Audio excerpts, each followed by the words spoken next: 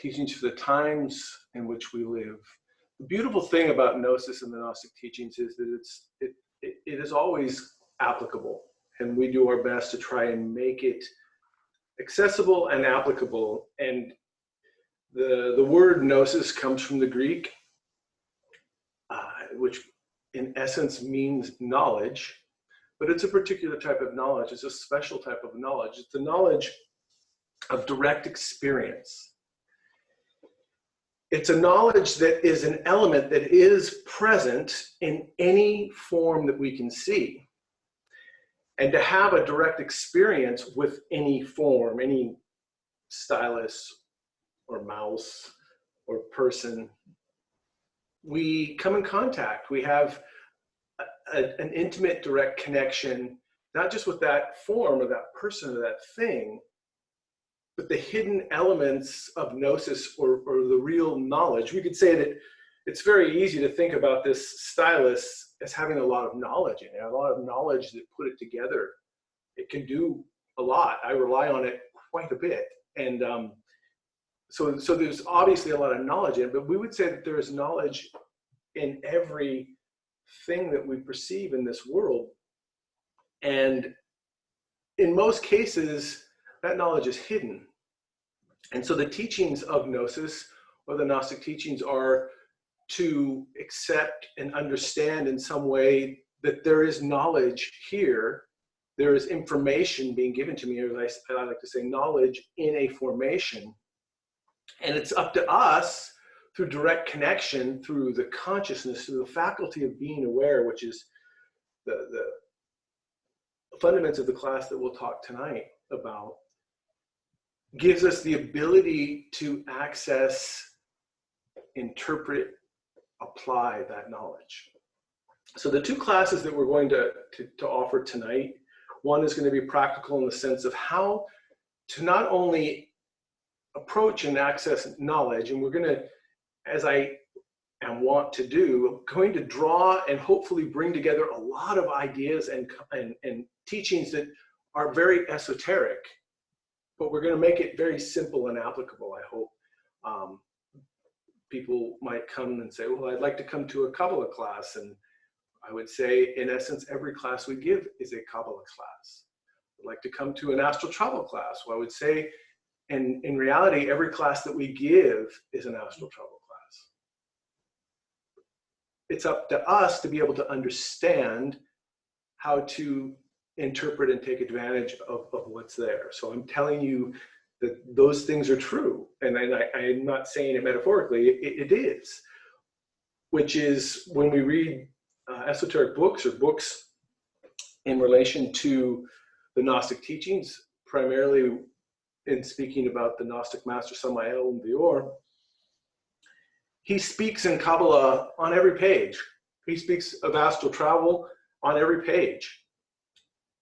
But we have to understand the language. And so what we do in our invitation levels and our public levels to some degrees, begin to teach a language which is based in the relationship of the consciousness, or more so in the relationship of the consciousness engaged in the world around us, but in relationship with the source, or the divine aspect from which we came. And that gets us to the point of this idea of religion. And again, in these classes, we don't have to have any religious background. We don't have to have any special affinity. I said that we cover Kabbalah in one way or another in every class, but we don't have to want to study Kabbalah. The beauty is we're teaching the fundamentals of awakening the consciousness, and that connects us to these esoteric elements. The beauty is in the very simple, the looking upon a beautiful flower or a work of art, listening to music, having a conversation, going through difficult elements. All of those elements that we deal with in our life have physical representations and ramifications, but they also have a psychological relationship, because psyche, from the Greek, which means soul, which we often equate with the consciousness, and logos, which is that divine source. So we're continually engaged with the physical world, but the psychological relationship that we have to it is very real for us. And so how we relate to the world, how we relate to ourselves, is how we relate to the divine in essence. And that is what religion actually is.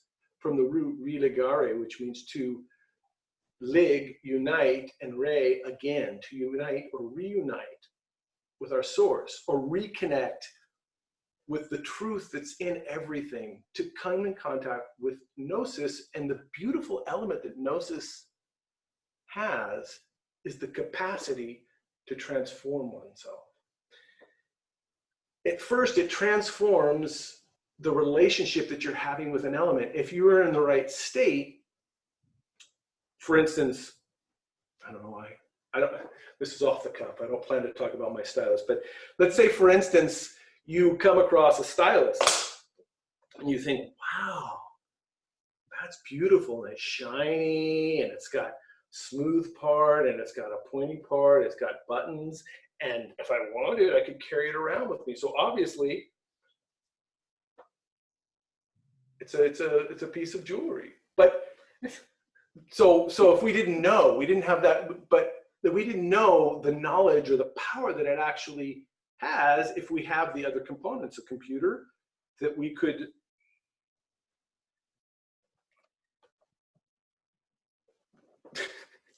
okay, maybe that's not a great example, but we could do so, yeah, art, that we could do so many things with it by having an intimate relationship and understanding of the potential of what it has, that transforms our relationship with that thing. It's no longer this little thing that I go, oh, look, it's shiny, it's bright. The movie we've recently been talking about is The Gods Must Be Crazy. I don't know if anyone's seen that. You don't have hands to wave, so I'll just pretend you don't. Oh, okay. Oh, right. No, that's great film. Good. Yeah, it is a great film. And one of the funny things about it is somebody throws a Coke bottle out of an airplane while flying over Africa. There's the movie. No. So the bottle comes down and lands, and I think it even hits the one individual on the head, and they're like, oh my gosh, this fell from the heavens. It must be a gift from the gods. And then the beauty is they find all sorts of uses. And so it's a community that has no possessions. Nobody owns anything. It's all communal. But now this one thing that's vastly unique and obviously a gift from the gods, now all of a sudden everybody wants that bottle. They're using it to grind, to knead, to hammer, all sorts of things. So, and the beauty is that's not what it is at all. It was actually trash from somebody flying by, but it was meant to contain something. They were using it to contain water and all sorts of things. So the beauty is, in the right relationship and understanding and accessing gnosis or knowledge, it transforms our relationship with the things. Imagine how much intelligence there is in a tree, in a bird. To really understand the totality of what a bird is, what a bird does, how it lives. I mean, there's so much for us to comprehend and understand. And so Gnosis, at its very core, is the inner truth that is in everything. And that inner truth has multiple layers. So that brings us to what we call the esoteric aspects of creation and life that we live in. The hidden, where the exoteric is the exterior, the things that we see. The mesoteric is the medium in between, which is our psychological part that when we, like for me, this is my stylus. So the mesoteric reality of this, for me, is different than for her, right? Because she's got her stylus. It's okay. And we have a very close Gnostic friend of ours who's very into pens. I don't know if he's still into pens, but he always talks about my pen. Into pens. My in depends. Right, exactly. But having the perfect pen and always keeping it with him, and it's my pen, and that sense of mindness. But not to get off topic on all these elements, but there is an intermediary relationship to everything in our lives. And actually that's more real than just the physical relationship of what a thing is. It's our mesoteric or our psychological attachment to something.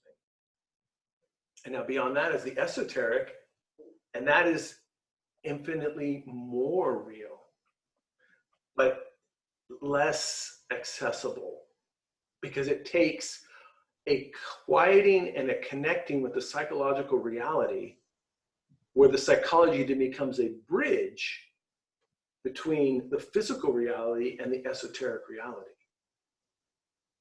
And in Gnosis, what we're trying to do is create the correct psychological state to form a bridge so that the being, the divinity, with all its wisdom and understanding, can illuminate the truth that's hidden within. I get off the stylus. I could have gone with the cell phone, but anyway, to release the inner truth that is in any element that we have. And the psychology then becomes a bridge for us to travel astrally, because this psychology exists in the astral plane, which means all of us right now are in the astral plane. We're just not consciously in the astral plane.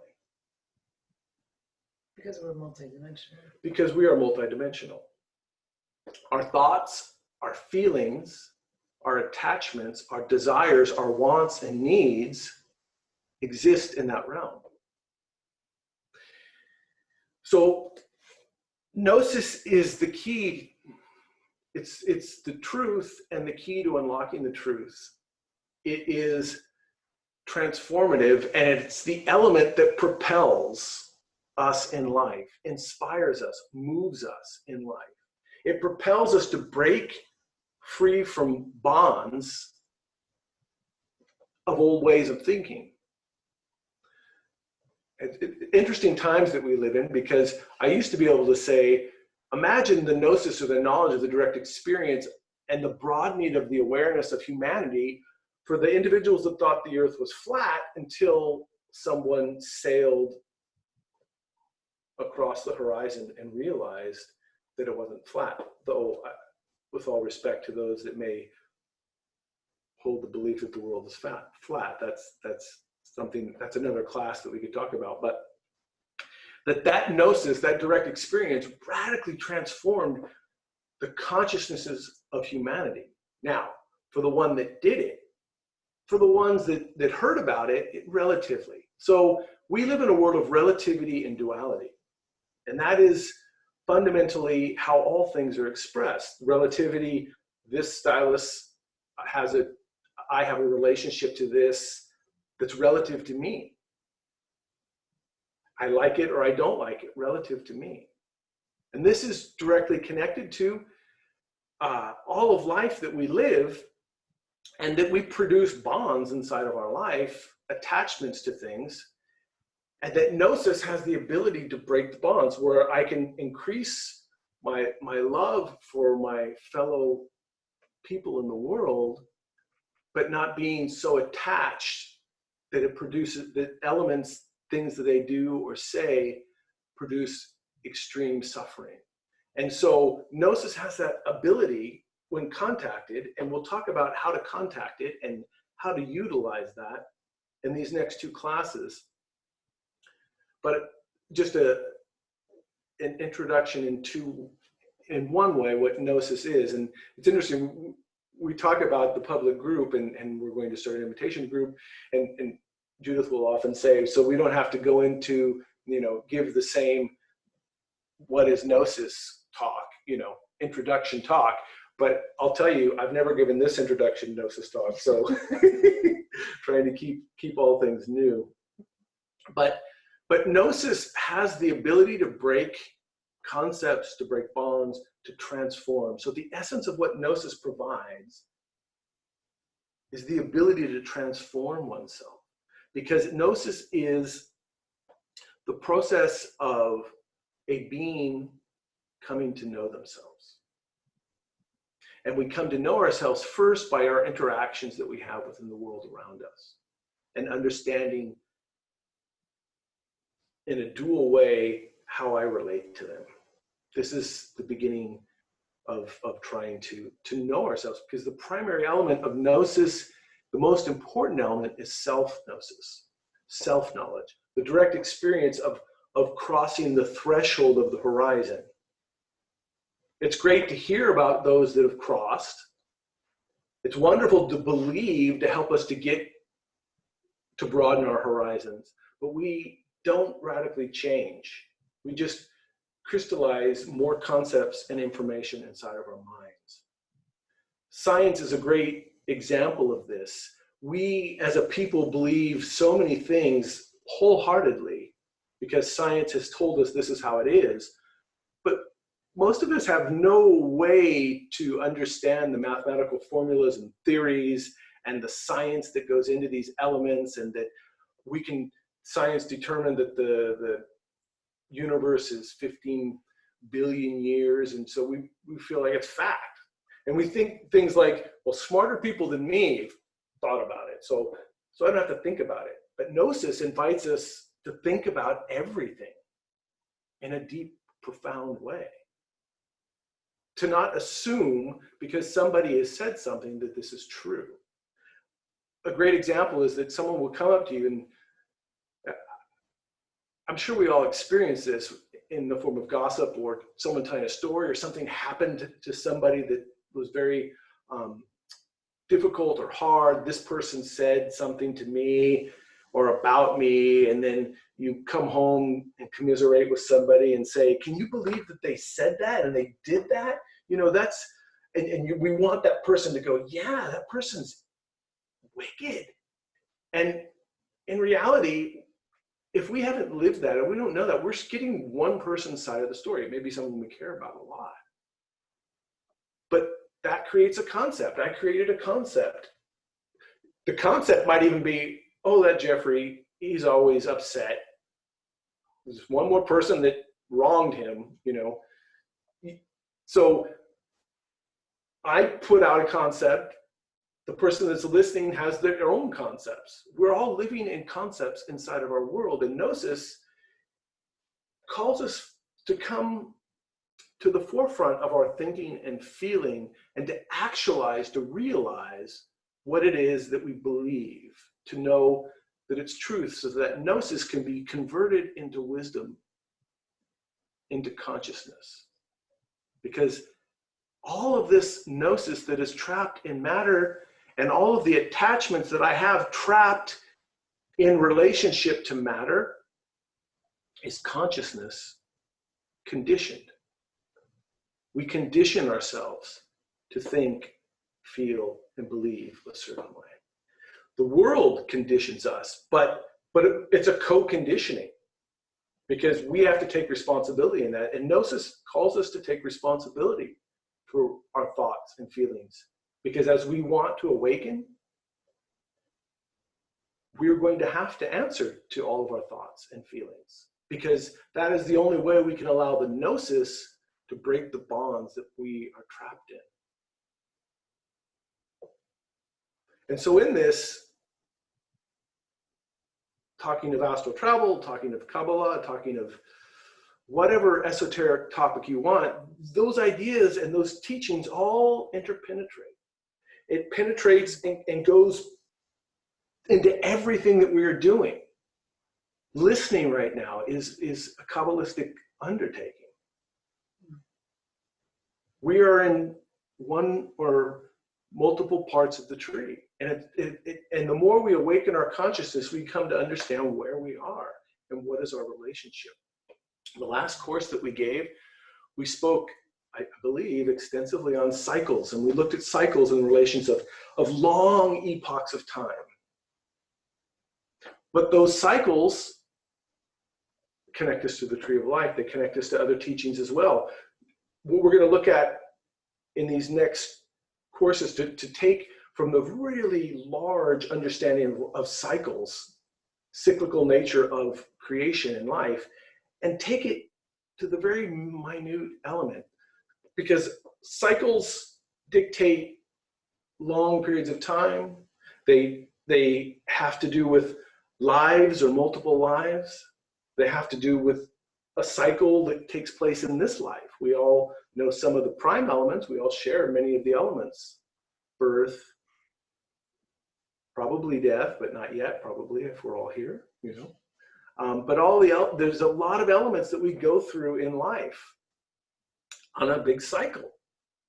But we also have a cycle that exists in a day. But we also have cycles that exist in a task. And I want to focus tonight on the task and the day to help us to understand how to break through the psychological bondage and to actually achieve things. There's an esoteric axiom that comes from Gurdjieff, and it is that a person, an individual, I may say a few things that upset some people, but that's Gnosis. That a human individual cannot do anything. Now, we have to think about that for a moment. We have to feel it. And what we ask in Gnosis is not to go blindly reject or blindly accept.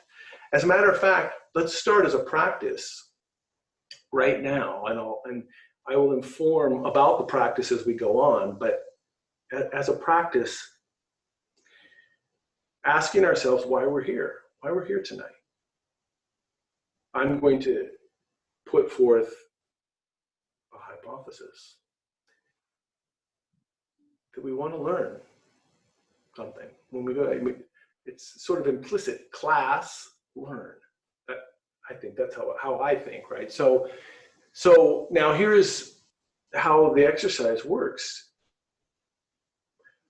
And how I want to talk about this through the night is to understand and transform the I will into I am willing. Because if we say I will learn, we're already stating something that we actually don't know if that's true. We may not have stated it at all. We might be like, oh yeah, why am I here? So the question's each for you to answer, but there's a huge difference between having psychologically in my mind, I will do something, in relation to I am willing to do something. Because the will that I assert to do can betray me into believing that I am doing something.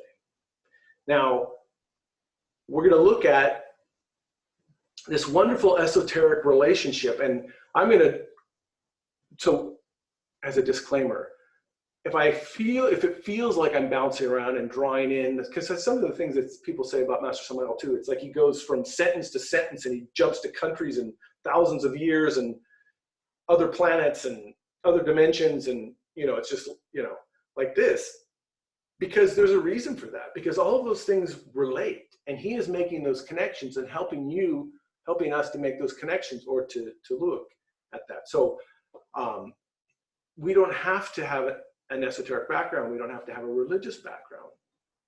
We just need to know why we're here. And then, because, for instance, and why I said that is we're going to show this first picture. And this is one of the things that came to my mind when I thought Gnosis Now. And you see this pharaoh stepping forward. Now, it's interesting. In the Gnostic teachings, if any of you know, it's considered the right side is the active portion, and to step firmly with our right foot is to step with will and directness. But if you look at all the ancient Egyptian statues, they step with their left foot forward. That's very common, and where the term comes to put your good foot forward. And but they put their left foot forward, and it's believed in some sense because the left relates to the side with the heart on it. But if you notice something very wonderful, and now these are life-size statues, I have them in a little picture here. Life-size statues, and some bigger than life-size statues. So they're very, as I said in the last course, very impactful to see the presence of these statues. But you notice as he steps with his left foot, upon reflecting, we see that all of his weight is actually on his right foot. It's almost as if he's stepping backwards. I don't know if you can see that, which is conveying something very particular. It is active and passive or receptive at the same time. Now, this is, I believe this is Ramses, one of the pharaohs, and we have a misunderstanding, I believe, into the way that the minds of the ancients think, feel, and act, and we talked about that in the last course. But in relation to Egypt, because we have so much ego and we're so invested in the things that we do, we look back in time and assume that that's exactly what was taking place. But the pharaoh was a representation of sort of the highest realm of the physical individual. And the relationship of the pharaoh with the gods is very important. And this statue is amazing because it shows something very, very, when I saw it, I saw it in a documentary many years ago, and I was like, oh, I gotta find that. It took a while to find it on the internet, not too long, long enough. Because if you know your Egyptian mythology, or if you don't, let me tell you, to the left, as we're facing it, to his right, is Horus, who represents the son of God, who represents the son of Osiris as the positive, active force. And in his hand is an ankh, which is the symbol of eternal life. To his left is Set, who has the head of an anteater, who is the brother of Horus's father, Osiris, but he was also the killer, the assassin of Osiris, and the mutilator of Osiris. So what's wonderful about this image, and then subsequently in the mythology, Horus and Seth go through terrible battles in the abyss in all different realms, Horus trying to rectify and resuscitate and resurrect his father, which in the end he does. But this shows something very esoterically wonderful. And the topic that we're going to talk about tonight, the relationship of the three forces, and I'm going to go back to the exercise that we're talking, but I wanted to show this image because it conveys it very beautifully. One, you see in the background, they're forming a triangle. That is a very profound and important symbol in relation to the consciousness. Triangulating is how we navigate through the physical world. Triangulating is how we do anything. And it gets to the point of, if we can't do, then how do things happen? We think to do is a single act or action. I am going to the store. But actually, it is a composition of three forces to complete any act. All creation, and this is for you, for those that are scoring at home on their Kabbalistic tree of life, there's three series of triangles in the tree of life, and the top, and I'll show it later, is a triangle. It's the first form of a symbol of creation. And so in this, we see something wonderful, that the Pharaoh rises, walks, stands up, who was the ruler of all physical reality, because he was seen as an expression, the physical expression of the divine. For the Gnostic, the Pharaoh represents the initiate, which is what, whether we know it or not, we are all initiates in some sense. We're initiated. And I'll draw this relationship to initiation later, but why the law of three is so important for us if we want to work in awakening and in initiation. But this is illustrated to the esotericists very beautifully, that you see he walks, he stands, he reflects because he's stepping with his left foot forward, which means and appears as if he's reflecting as he's active.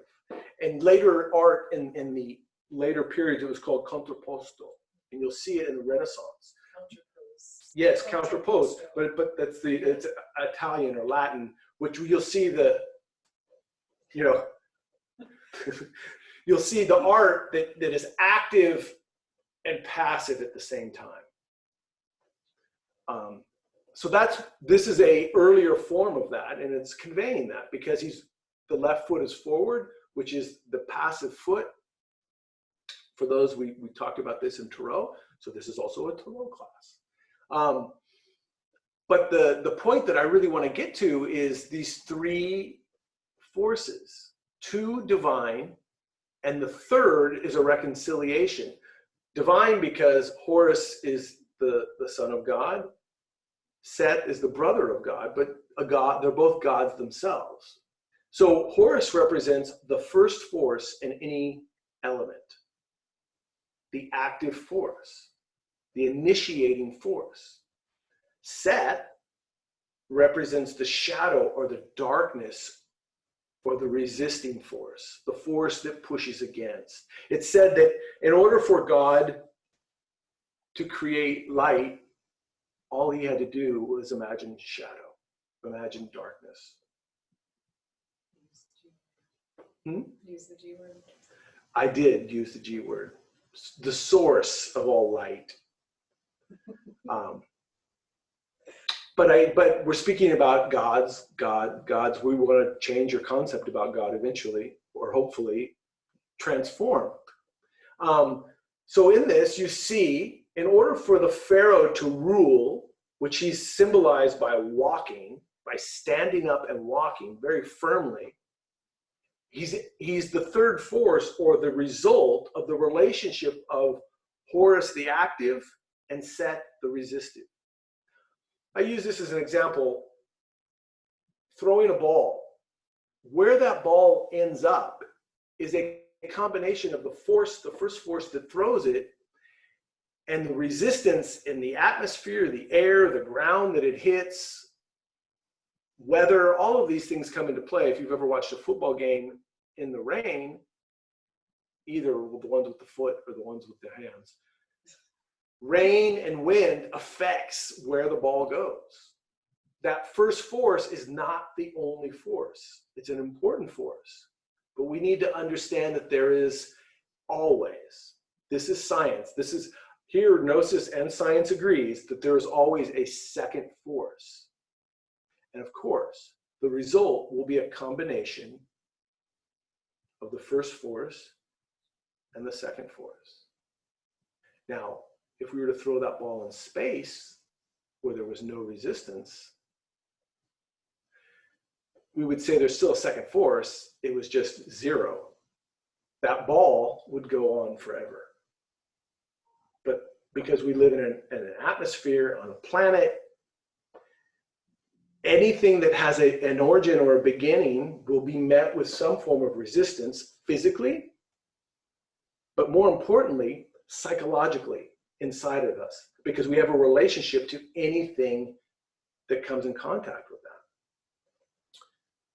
that. And then the result is not as could be believed. If I want to do something, let's say I want to do something, I might think that I just need a super powerful first force so that I can overcome that second force, or a will that is so strong that I will overcome the second force. But what happens in that scenario is, in order to produce that level of attachment to a result, I've already altered the experiment. So that second force that will resist actually becomes a force that persists and helps that first force to accomplish. which is why so many people dedicate their life to achieve money, to achieve a goal blindly, that they exclude everything else to get that desire met, but it doesn't bring them in the end happiness, because that first force, the quality of the first force, was not rooted in the consciousness. So the third force is actually not an element that will either also overcome the second force. It is the third force which neutralizes the second force. And if we remember our first force met with the second force, if we allow the moment that we come in contact with the second force to remember our true want, our impetus to do anything, then we are able, through the neutralization of the third force, achieve something, take a step forward. Now, let's go back to why we're here and have, as I will say, I am here willing to learn something. And then notice, if I'm willing to learn something, as the class goes on, we might hear something and our mind hears it and says, oh, I know that already. Or it says, I don't understand. Or whatever process, and we forget the willingness to learn, which means whether I've heard this before or whether I don't understand, either of those still have the opportunity of learning in them. If we say, I will learn, and then we respond by, oh, I've heard this before, we start a loop that we then don't have a capacity to learn.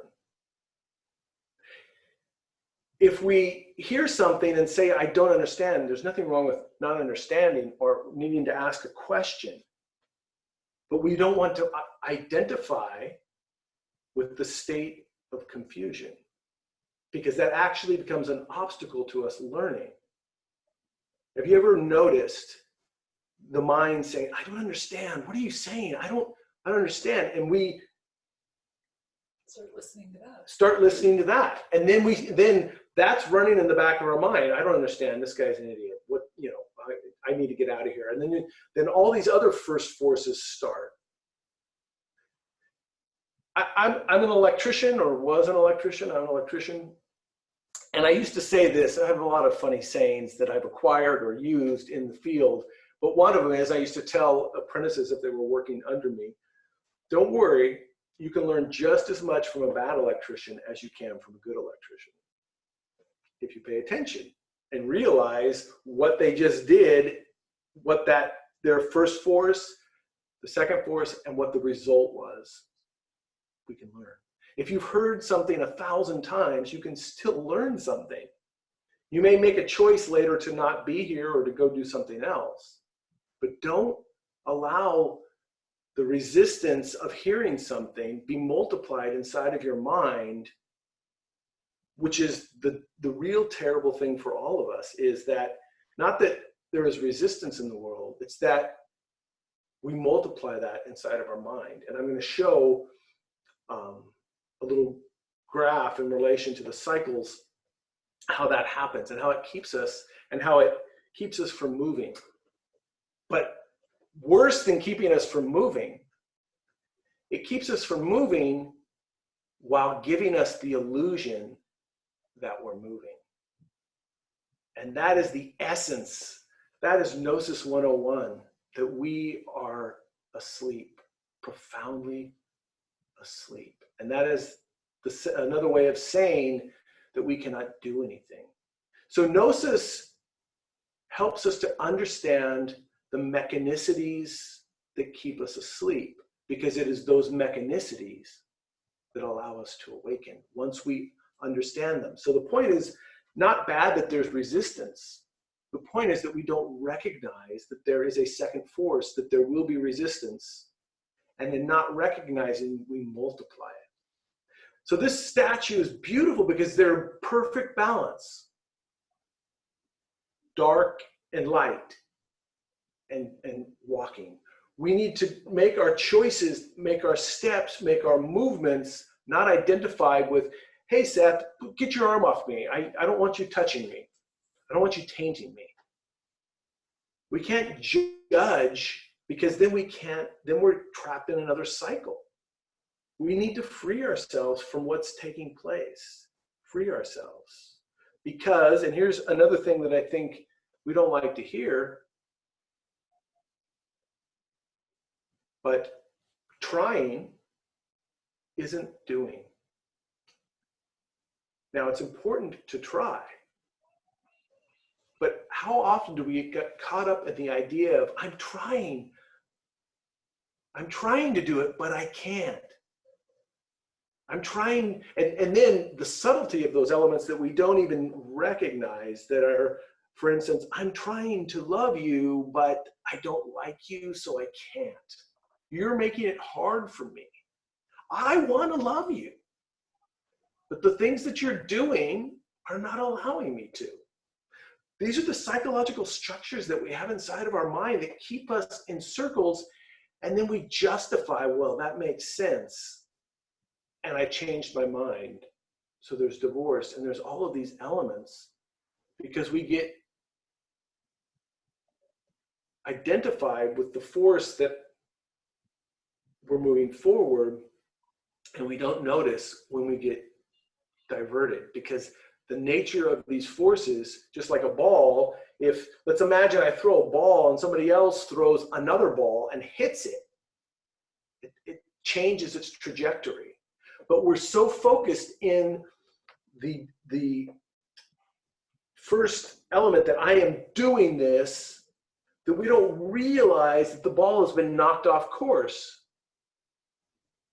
and we're going in a different direction. This has happened throughout time. This is why we see the rise and fall of every culture that has been.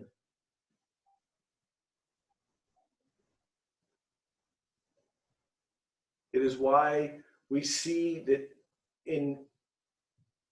history repeats itself.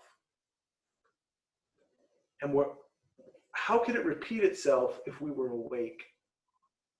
We would be doing things different if we were doing, but we're not doing. And worse, we're believing that we're doing.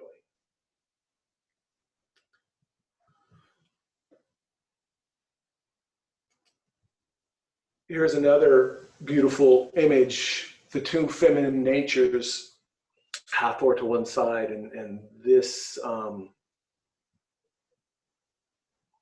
can't remember this pharaoh's name, but similar idea, similar relationship and of doing. And there was 5 great statues of this pharaoh in triads like this found. Well, one was a duad, meaning 2. And you'll see him standing, and here you see his hand. Oh, I'm trying to, come on, stylist.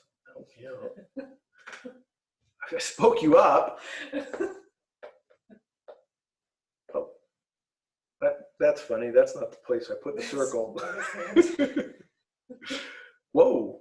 Oh no. I love it. This is great. Don't rely on props because they're going to let you down. I was trying to show their hands. They're holding hands. And the other element you see is in their hands. They say rolled up scrolls, and in some cases that is it. But what it actually looks like, if you can imagine, hands down by the side, holding, carrying royalty. Have you ever seen that, where they walk holding the chariot that 4 individuals carry, like pallbearers, or, you know? Because that's a symbol of showing that he's carrying the beam. And he's holding the hand of his divine mother. But it's another beautiful representation of the 3 forces. And there's many, and we'll talk about it next week. the very pyramid itself is a symbol of that. And it's a symbol of the human being. And it's a symbol of the process of initiation. And what initiation is demonstration. To know, and this is an ancient Chinese proverb, to know and not do is to not know. So with all the knowledge that we have in the world, the things that we know, the books that we've read, and we believe that we know, but we don't demonstrate. The process of initiation is a process of demonstrating the knowledge that we've acquired by following through on the things that we say that we will do. And this requires will. And Gnosis tells us that we don't possess will, which is how Gurdjieff said we don't do, because we don't have will, free will, because the will is trapped or conditioned. We think free will means I have free will because I can do what I want. But doing what you want is not free will. Wants change. Wants betray us. Notice, observe. When I'm angry, there's a voice inside of me that says, I want to be angry. Sometimes it's loud. I actually had a conversation recently and someone was telling me, I'm angry and I should be angry. And we justify. I'm going to show this. There's a little, what I call running squared. It'll even be funnier when you see it. But these stages of the process of justification and how we stay asleep. But we may say, I want to be angry. And notice in those times when you're angry and somebody's happy, that generally makes you a little more angry. I don't know if you've ever experienced that. I've experienced it. You know, I want to be happy, but I want to be angry more. I want to be depressed. I want to. Notice in the back of our voice, we might think, I don't want to, obviously. But free will dictates, if we have free will, that means we have the freedom to choose anything. We have the freedom to choose. And yes, we have the power to choose anything.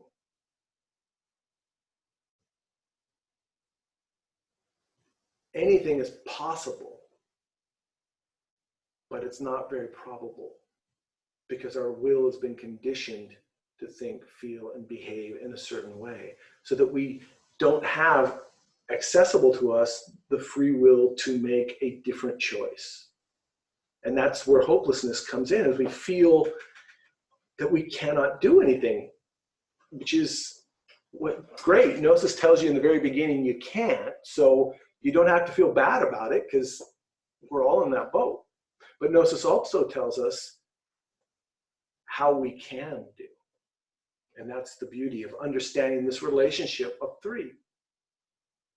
So you may have the purpose of, I want to learn, and we'll give an exercise to take home to work on what in esoteric terms is called an aim, having a purpose. We all want to have a purpose in life. What is my purpose? That's one of the questions we get often. Well, first we have to understand, what is our purpose right now to be here? Because everything that we're doing, there is a purpose for it. And if we don't identify that purpose, then we're not going to be able to understand and overcome any obstacles to that purpose. And so we're going to have to fabricate reasons to make us feel okay with why we didn't fulfill that purpose, so that we can be sane, as it were. And in the fourth way, they call those buffers, to create buffers. So now let's look at this relationship to what is known in Gnosis, the two lines of life. And I have to show next to it the tree of life that has the superior tree and the inferior tree, or the tree, its branches and its roots below the earth, and the serpent climbing up. And we talked about these things in the last two courses, but just to show you in essence that this, what we call the two lines of life, are contained in this tree of life. And we have the sky or the air above, and we have the earth below and the midpoint. So on this tree of life, we have, I don't know if I'm going to ever be able to write on this again. Let's see. Nope. It's all uncalibrated, I guess, for some weird reason. That's the beauty of, they say live TV, live classes, is things happen that I've never seen before. I've never seen that before, but that's what I get for being so identified with my stylus, I feel let down. So I'll use here so you can see. So this first horizontal line we call the line of life that begins when we're born and will end sometime when we pass away. And we live our life with all of its ups and downs, all of its firsts, our first word, our first step, our first kiss, our first love, our first marriage, possibly. All of these firsts, these things that we go through, because this is called the line of life, but it could also be called the line of death, because everything that exists on this line is born, stays for a while, and then goes away. What the Buddha said in relation to this, that the one thing that never changes is change. Everything is in a state of flux. And this horizontal line of life represents all the physical relationships in the world that we're carrying out. And that relates directly, as the arrow points, to this sphere of Malkuth, which is the kingdom. It means kingdom in Hebrew. And so, just like in Egypt, the Pharaoh rules the kingdom, the awake one rules the physical world. And that is done by understanding that there is this midpoint, as you see, where there's the superior tree, and in the roots, the inferior tree. Because the tree of life is represented by this vertical column, this line that forms this great cross, which we call the line of the being, the line of the spirit. So in every point in life, there's an intersection between the level of connection to our being, or the level of our consciousness, and the action that we're taking place doing in life at that moment.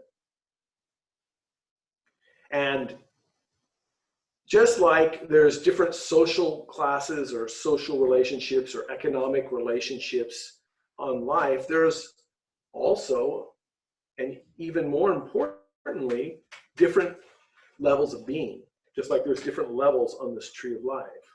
And that at any given point, our action could be connected to a superior level of being, or this line could be down here in an inferior level of being. So like when we're completely identified with a material situation or outcome, we lower our level of being, or submit our consciousness, or condition our consciousness to look downward instead of upward. And so in that, we trap the consciousness, condition the consciousness through relativity and duality. And so the relationship of the tree of life is understanding our level of being, connecting to the level of being in a moment, in a cycle, in a task, in a sensation, in a day. We have a level of being for a life, for a year, and we have a level of being for lives. But that level of being can change. Not by trying to change it, but by changing it. to quote Yoda, do or do not, no try. And what this means is, notice anything that you do in your life, anything that you try to do, the moment that you do it, you have stopped trying. Trying is a state of consciousness. We do try, but we have to have in our mind, in our heart, in our action, hope, but I am doing. But in the doing, we have to understand that we're going to encounter an obstacle or obstacles to the doing. And not be confused. Now, the way that we eradicate ourselves from, extradite ourselves from, not eradicate ourselves from, extradite ourselves or extract ourselves from the world of relativity and duality, we do it not in one great leap, but in a series of profound little steps consistently, demonstrating. This is the path of initiation, demonstrating. And why also this is, just like it's a Kabbalistic teaching, it's also a teaching of Kundalini, because the serpent or the energy of the Kundalini rises according to the merits of the heart, according to our actions, according to our will and fulfillment, according to initiation, or as we said, according to demonstration, demonstrating the values of the being. Now, the level of being changes inside of us, but the level of the being itself, the being is eternal, is infinite. Infinite love, infinite compassion, infinite harmony, infinite peace, all of these qualities, cooperation, respect, majesty, force, all of these elements are levels of being that we, with our consciousness, can access, which is accessing the gnosis or the truth or the wisdom that is contained not in the world, but inside of us, in our being. But we do it by demonstrating the will in relation to those values. And in the end, our ideal is to embody or be embodied by those values which are in potential, which is the force of actualizing or activating or realizing, which is the realizing or self-realizing, realizing the true self, the potential that is there but needs to be actualized and realized, not in a simulation, which is in our mind or in a concept or belief that I am good, that I am awake, that I am loving. And this may be true, but we need to demonstrate it to move, to elevate our level of being, to connect to these things. These things exist, but we need to communicate, to commune with them, to connect with them. And in that, we awaken. That is the process of initiation. And in Gnosis, we give elements and factors that are very helpful for this. We don't just speak about what it is, but how to acquire it, which we began in this talk in relation to how to make the most of this class. If you wish to learn, look for the part of you, and this is weird, the part of you that doesn't want to learn.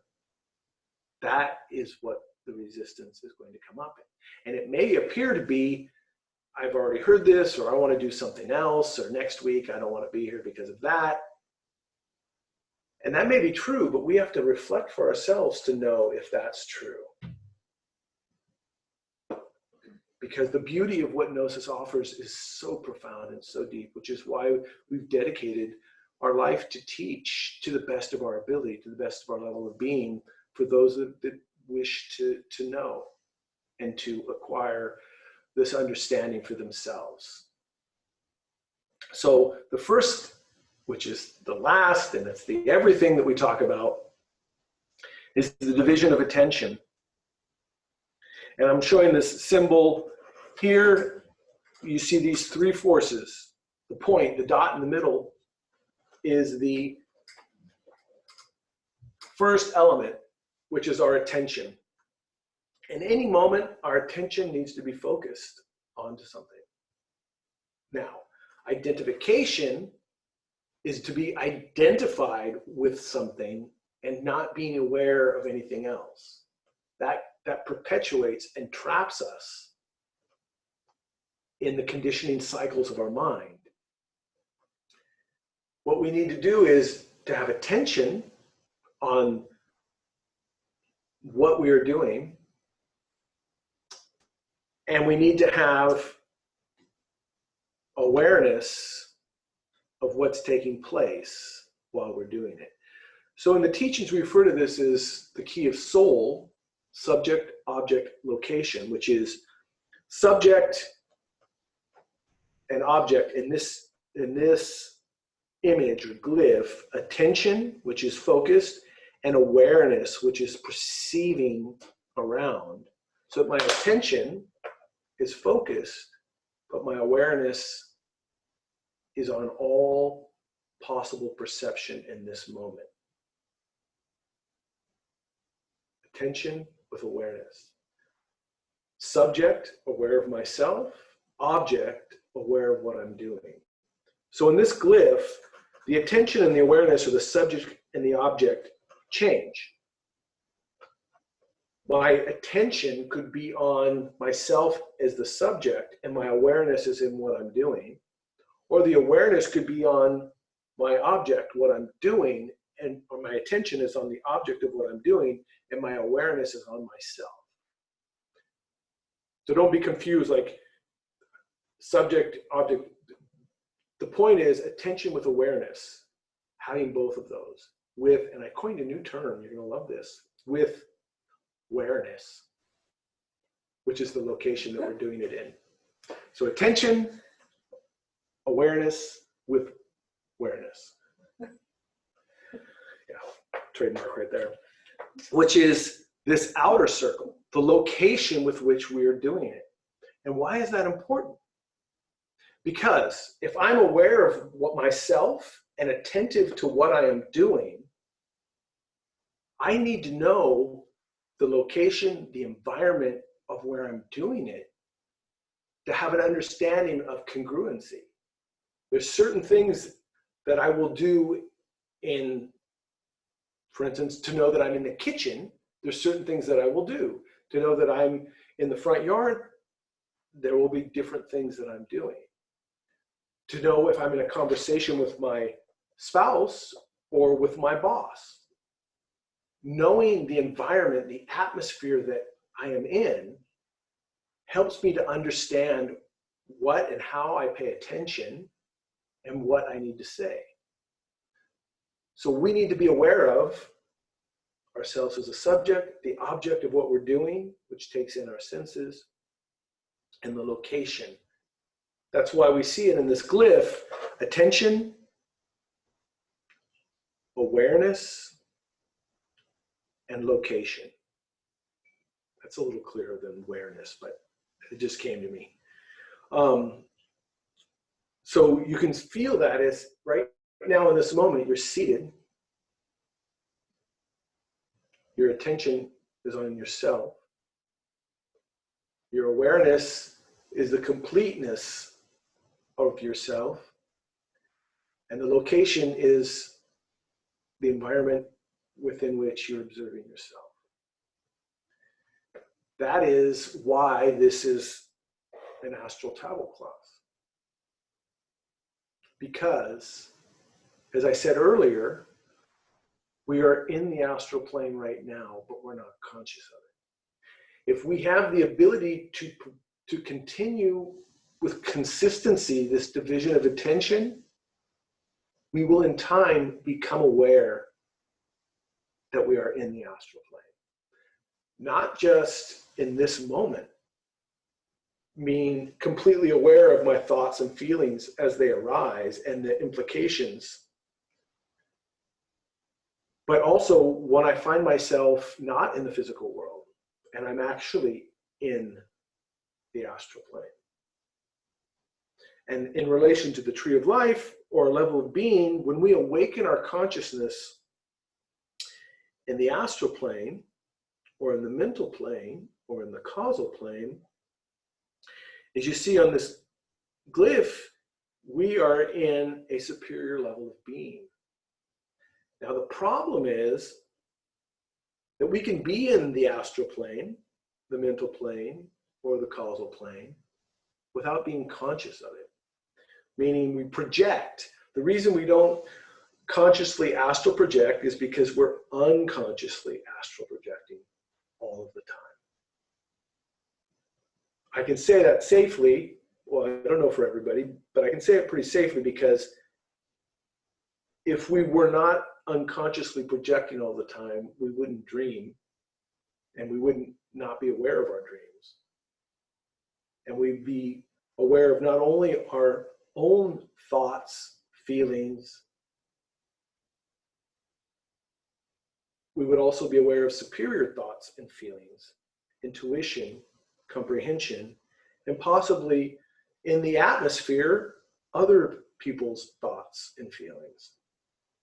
Not that that is our objective, but it is a byproduct of consciousness. Consciousness is a light that radiates out in all directions, which is why the more awake we become, the higher we go in the level of being with our consciousness, the more we perceive our own inferior nature as well, which is so beautiful because with the keys of Gnosis and the keys that we're talking about tonight to learn how to work with the three forces, then we can discern and identify when I'm in a negative state or seeing something negative or I'm seeing something positive in relation to the being. Because it's not about good, bad, right, wrong, Horus, Set. It's about, am I moving towards the being or away from the being? Nothing is right or wrong in relation to life. It's my identification or attachment to it, because that's what keeps me static and not moving, and in cycles of my own thinking, feeling, and acting, believing in every thought, feeling, and action that's taking place. So this is also, interestingly, the wheel of samsara. And we've been using this and talking about this before, but we're going to go into it in a different way this time because we haven't talked about the 12 nidanas, which are the 12 links around the outside of interdependence, how everything's connected. We've talked about the 6 realms in some way, and we've talked about the evolution and involution that takes place here. And forgive me, I'm just blowing through this, and we've talked about, and what we are talking about tonight are these 3 poisons in the center, which is ignorance,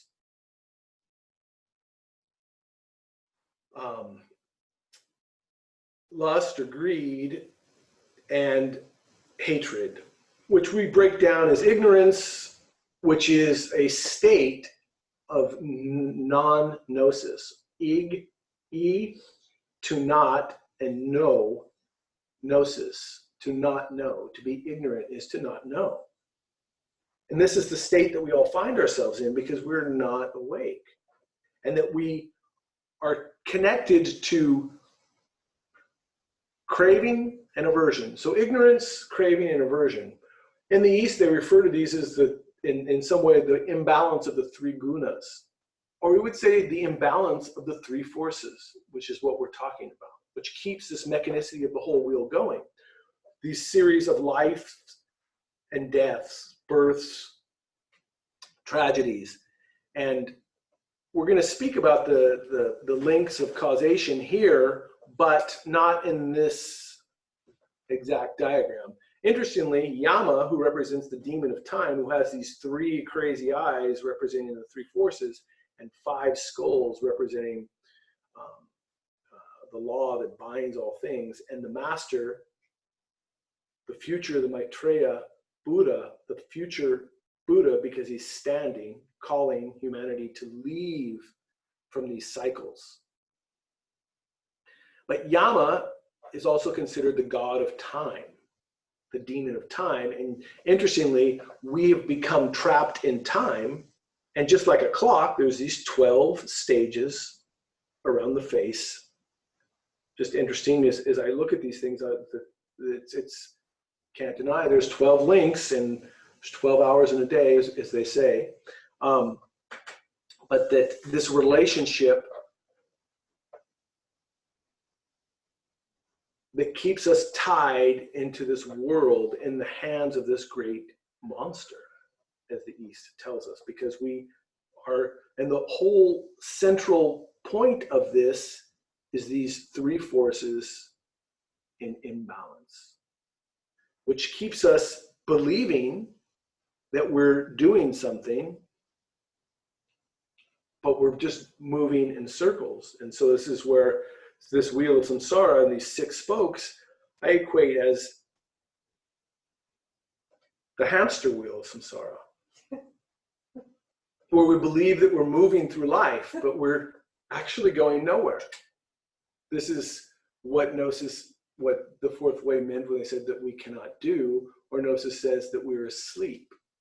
And it's not as much that we're asleep, but we believe that we're awake, which makes it impossible to awaken. So first, we have to try to understand, am I asleep? And we're going to get to experiment this week by choosing an aim to do and see how we could move through that. Because if we were awake, if we had will, we should be able to do whatever we want. Now, I'm sure most of us here already know that's not as easy as it sounds. So let's look at some of the relationships to that. So this little guy is running on that hamster wheel, but in reality, we're running in circles, but going nowhere. We're actually moving, but going nowhere. And this process takes place, and it makes us believe, and now I'm showing this, he's moving, he's staying still, and the wheel is actually moving as he goes through that, so that we have the ability to come in contact with life, as I said earlier, to realize our state. To realize, first we have to understand in these 2 lines of life that we talked about, where are we in a given moment? Am I moving? Gnosis says we're not moving. Well, we can just convert that into another belief that says, I'm asleep, so Gnosis says I'm asleep. No. Gnosis says you're asleep and gives you keys and clues to help you to awaken and or verify if you're asleep.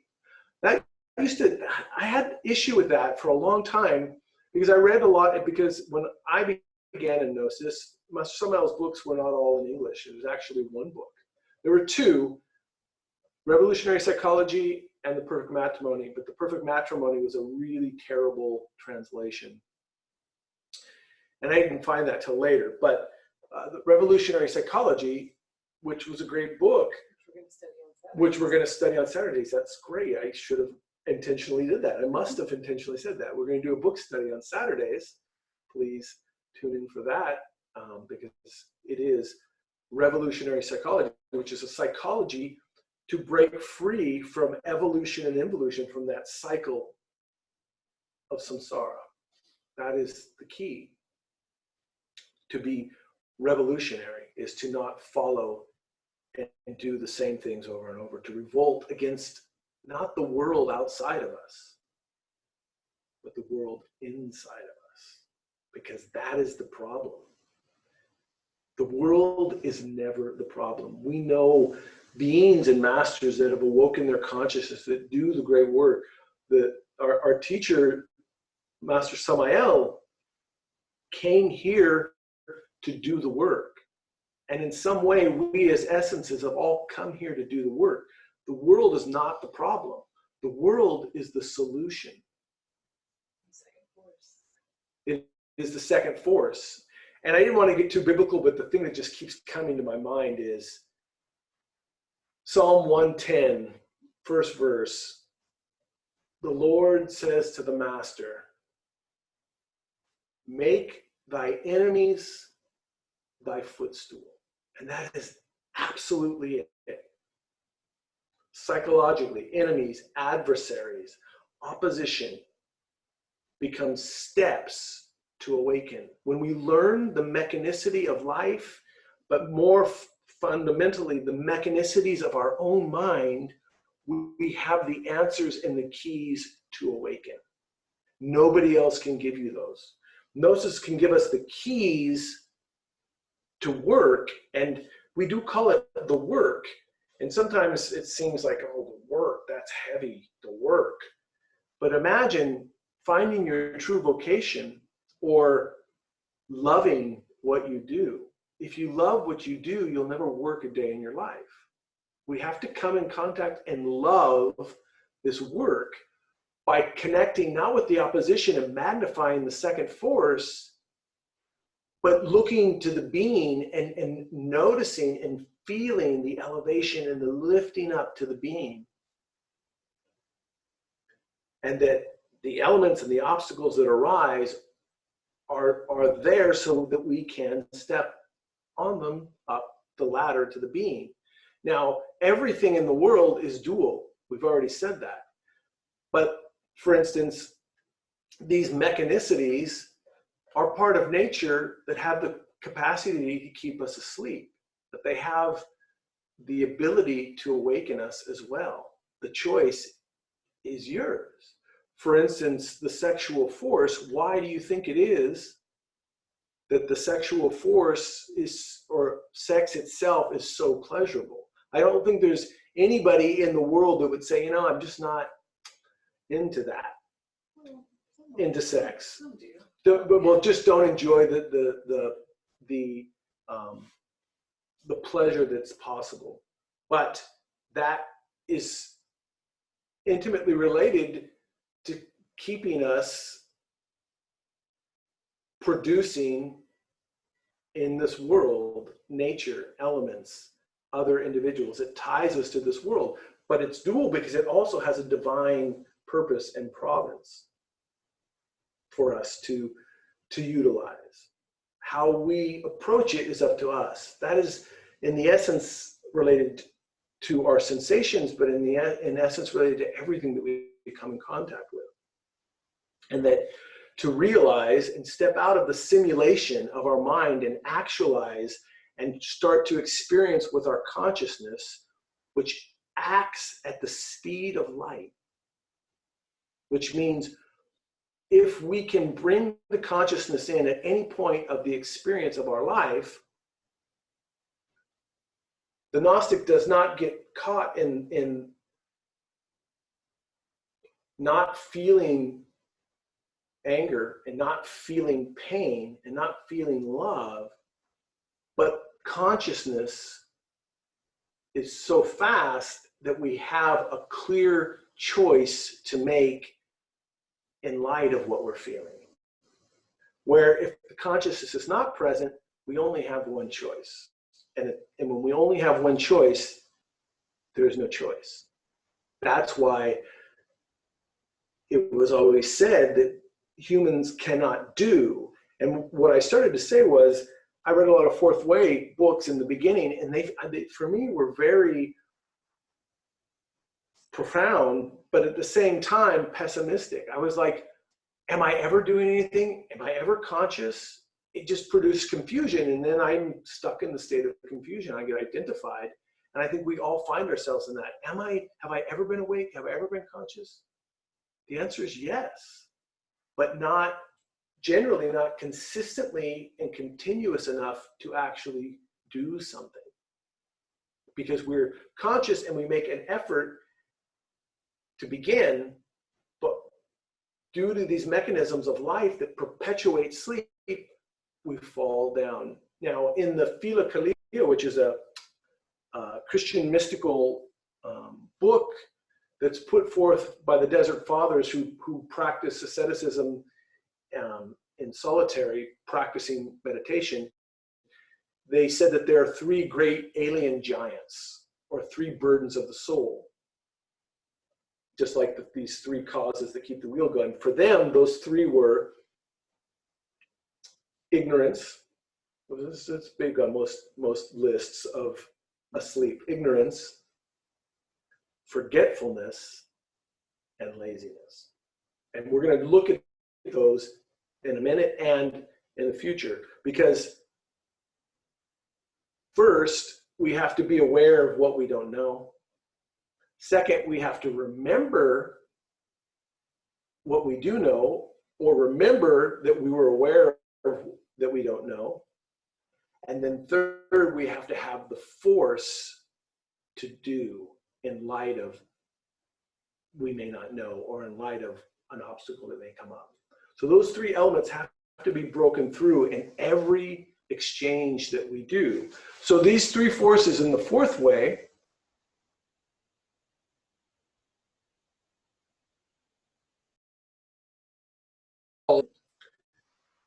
the second force was the holy denying, and the third force is the holy reconciling.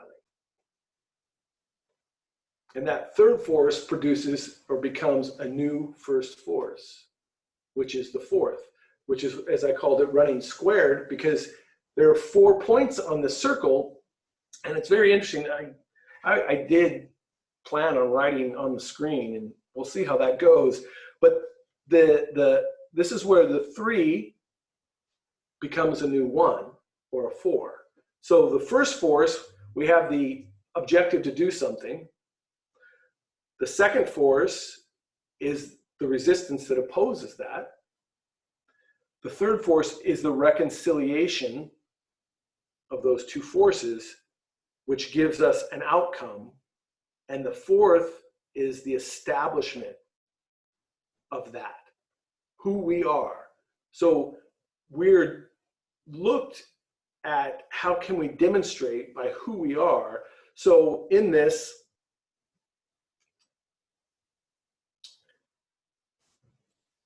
I wanted to show this relationship that we have now. Let's see, I'm going to try and write on the screen. Come on. Oh, that's okay. Let's write way over here. Oh, okay. This is a child's class, obviously, because. Oh, okay. So the 4 is that which establishes, and I just put a square over it, and that didn't work. So, We can see the fourth. right. Okay. Anyway, I wanted to erase that. Anyway, there we go. No, we don't.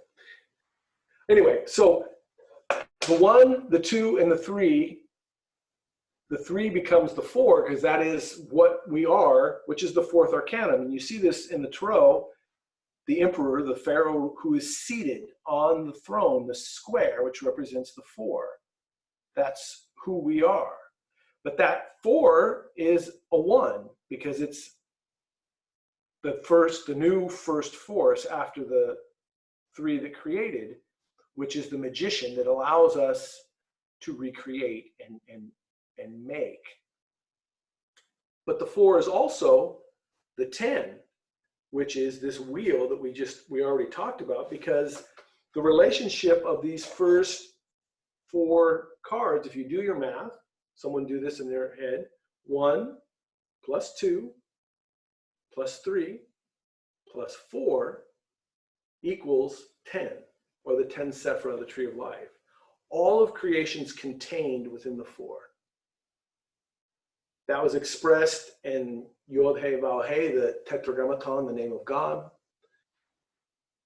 In the syllable Aum and the silence that holds it, as we talked about before, right? So now, in this, let's look at this as a task that we wish to undertake. And I'm showing the 4 on a whole wheel, but this is actually like a clock. You'd see 1, 2, 3 here, and the 3 then becomes a 1, 2, 3 here. 1, 2, 3 here. This becomes a 1, 2, and 3 here. And how the relationship of opposites keeps us trapped in this paradigm that we feel, and I'm going to ask you to reflect and think, how many times have we done this? Today I'm going to be different. Today I'm going to do this thing. And I get up and I insist, I will. Now, as I said earlier, the key is to transform the I will to I am willing. I am affirms the being, and I'm willing to do the thing that I wish to do, whatever our aim is. And from that, there is a resistance that arises. And let's say in this case, if we're not doing, inadvertently, we said I will, but in essence, I don't, or I didn't. And I think we can all be in touch with those elements. I will do this. And we can start from the first task, the cycle of the first task of the first morning. I will get up early and meditate. Alarm set, sleep, go. First force has been initiated. That's the best first force of all, because then you just relax. But it's, your first force has been set, and then the resistance emerges as the alarm that goes off.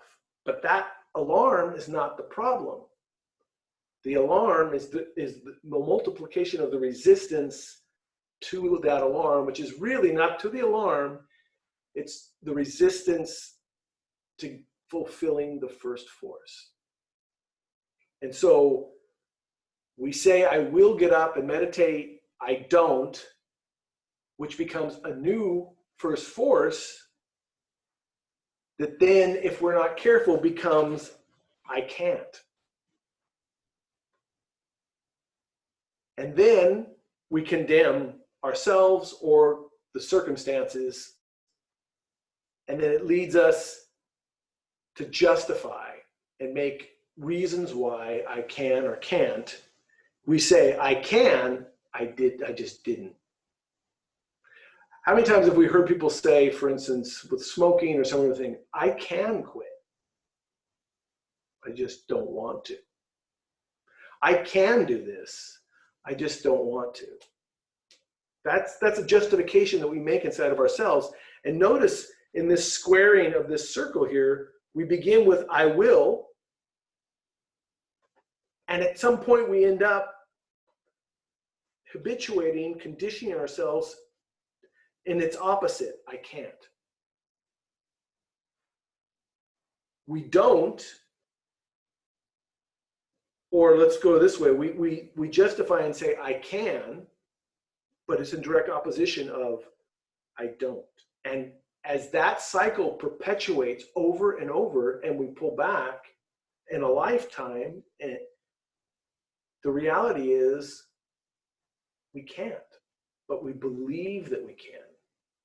And that eliminates our possibility of actually doing something. So what is necessary to break this cycle? Let's see, let's go to, here. What's necessary to break this cycle is, first, remember our first force. What is our aim? And our exercise this week is to choose an aim. One thing, don't choose like solve world hunger. Okay, let's make it simple. Let's go to the small element. Something simple, like maybe I don't want to eat sugar, or shout one out. I'll get up and meditate. I'll get up and meditate. Because the beauty is, I am willing to get up and meditate, which means whenever I realize, and this is how the cycle cripples us, whenever I realize I don't, I go on to the next, either feeling I can't, or we say I can and we justify, and I will tomorrow. And then you start the cycle over again without consciousness. To say, I will, without realizing that there will be, and as we say in Gnosis, calculate that second force. Because at any point, we have the ability to transform, and what is necessary is to have a conscious shock. And the conscious shock is only possible, really, for us to have our consciousness divided and awake. Otherwise, there's no place for the shock to hit. We need to be aware of ourselves and attentive to what we're doing in the environment that we're doing it.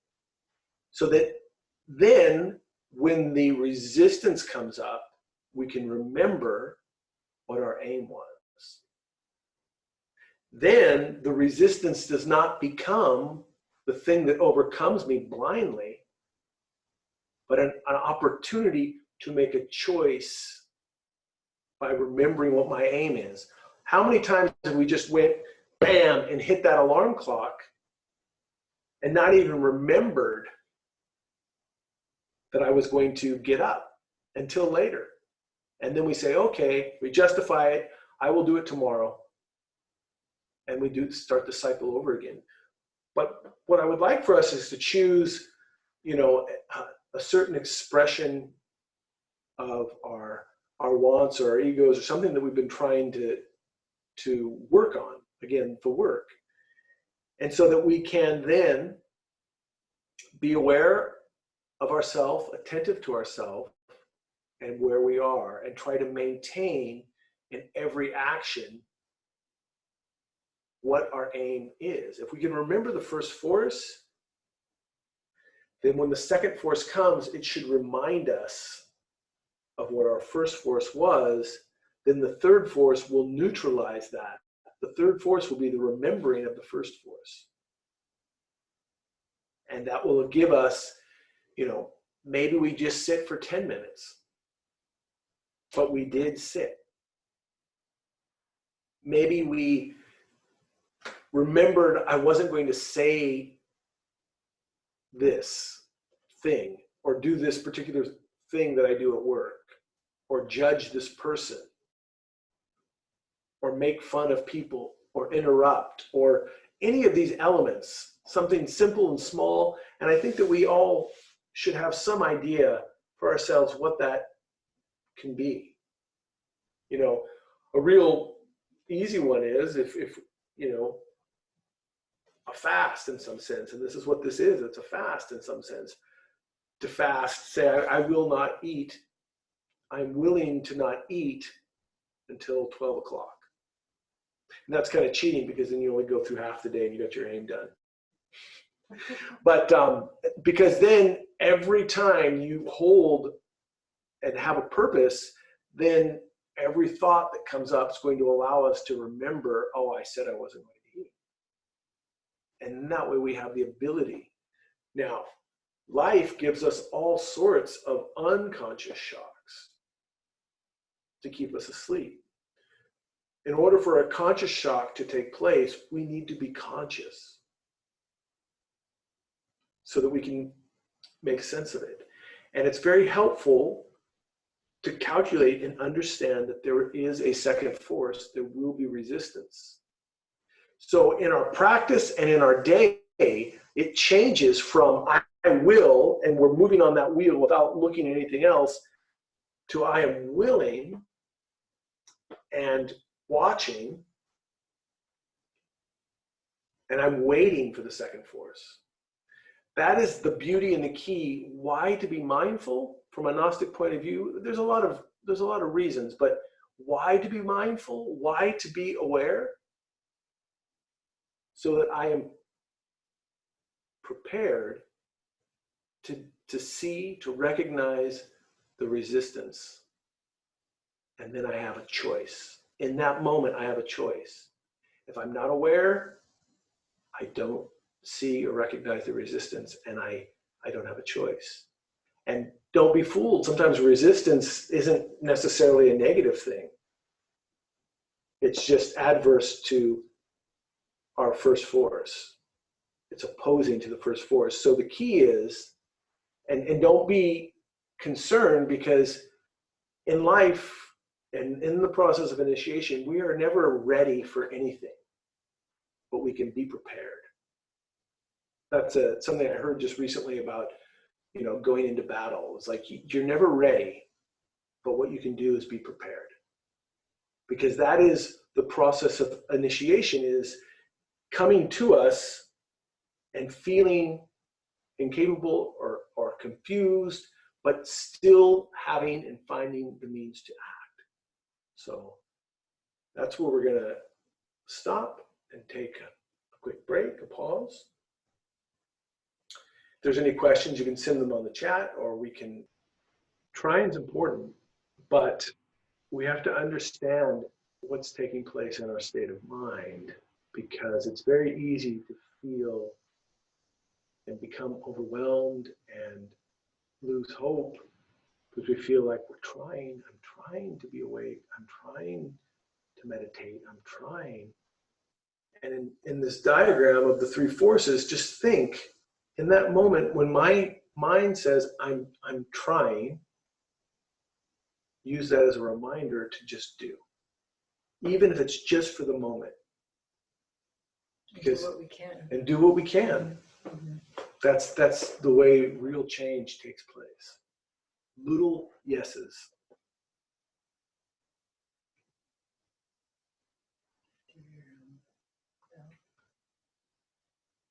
I do have my bell.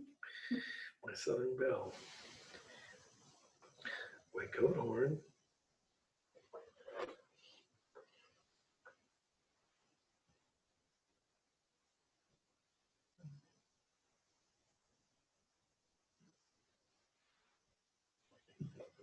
I'm going to do the bell at the end, not at the beginning.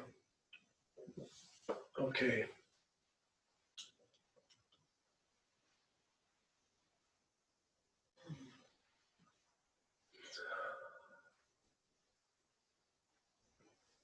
Now, just like we said, all is contained within the four, the entire tree. In this, we have the other representation of the entire tree. The being is the breath, is the spirit. And that we interrelate with that breath, with that spirit, physically through our breath. And so we can connect by breathing first with four parts. 2 active parts and 2 passive parts. The first action is to inhale, relaxed, calm, until our lungs are full, comfortably. The second is to pause, relax. The third, active exhale. The fourth, pause, relax. And continue in the cycle. In,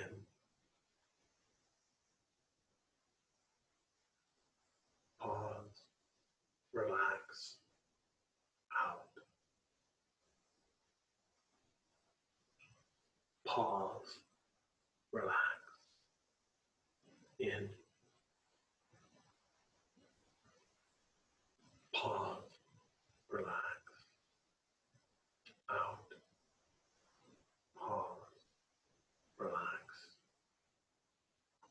Now you can continue in your own pace. Your inhalation should be twice as long as the pause. But just comfortably practice in a relaxed, natural way. And employ your consciousness to be attentive to the action of breathing aware of the whole process of the breath.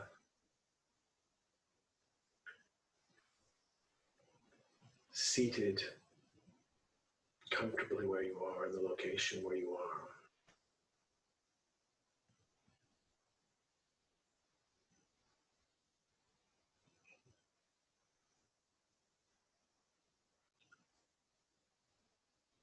And with the attention to help us keep focused, we will place a number upon the exhalation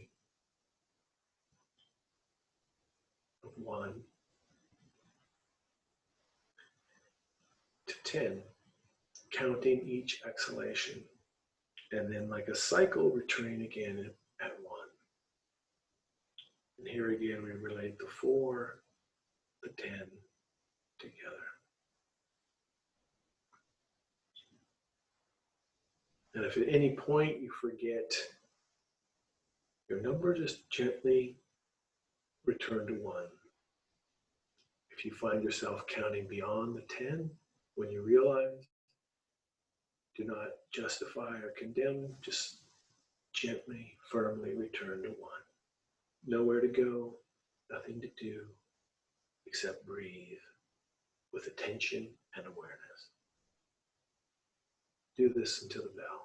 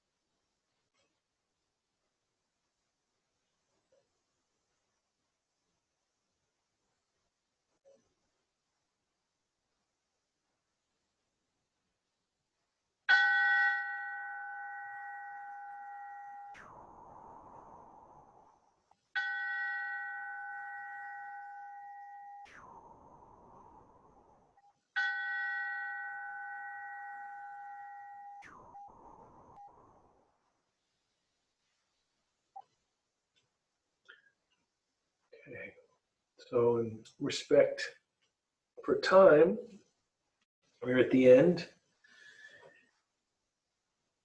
I invite you to continue this practice on your own throughout the week. We did not assign it as an exercise. We made the exercise very simple, precise.